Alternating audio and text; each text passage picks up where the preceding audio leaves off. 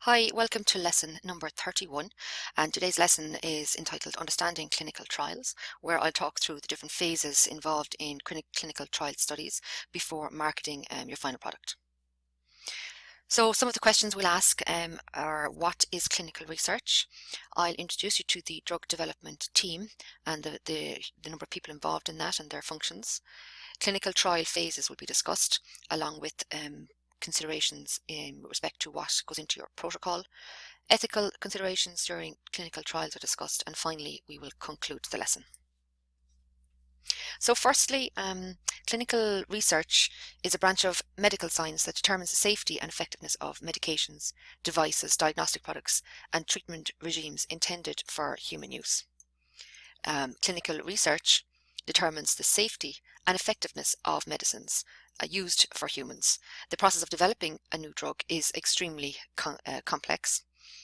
It requires input from a multidisciplinary team and the conduct of numerous studies. The time from drug development to marketing takes an average of 14 years. And once a chemical is identified as a new drug candidate, extensive preclinical analysis must be completed also. If the characteristics are acceptable for all of the preclinical assessments, then it may be tested in humans. The new drug candidate at this point enters the clinical research stage of drug development. The clinical research represents a stage that is no less daunting than the preclinical research stage. The data obtained from the first time in humans, or phase 1 studies, and initial safety evaluations in healthy volunteers can make or break the entire developmental program for a drug candidate.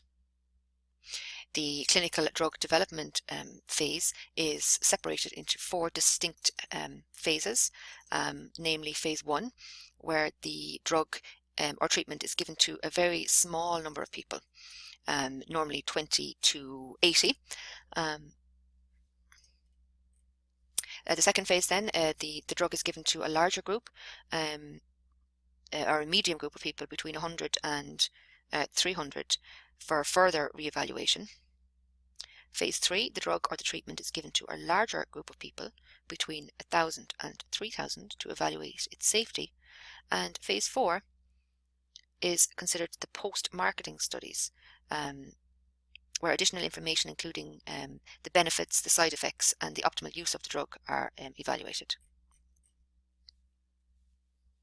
The goal is to gain approval to market for the drug, which requires a marketing application, or an IND, which we discussed previously, to be submitted to a regulatory agency. A critical function is the development of the study protocol, which must clearly describe the study design and methodology that is applied to achieve the study objectives. Information from marketing and information technology experts helps in establishing development strategies and in designing and conducting clinical trial studies. So it involves quite a lot of people with respect to the clinical trial studies, namely physicians, scientists, project managers, statisticians, computer programmers, regulatory experts, and the whole point of getting this team together and compiling the clinical trial study is to gain market approval for your product.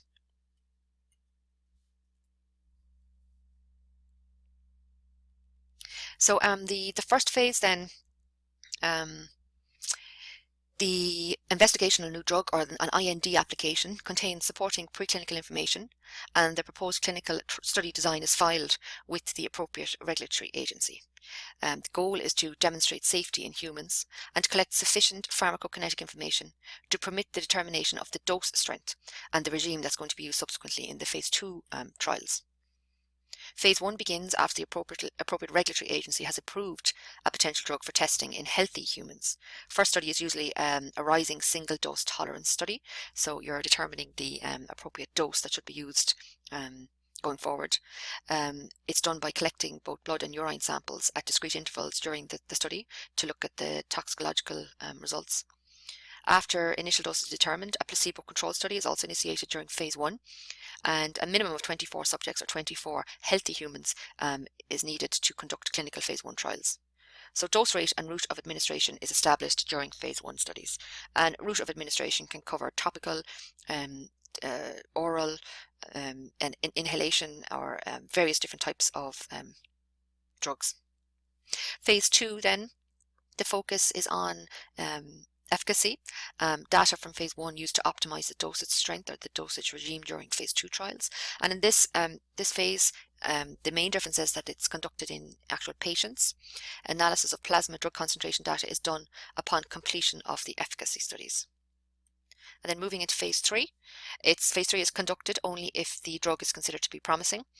And the goal is to confirm therapeutic effect, again to establish dosage or optimum dosage rates or ranges, and to establish the safety and efficacy of your drug. Less common side effects and adverse events that develop during phase 3 are also identified.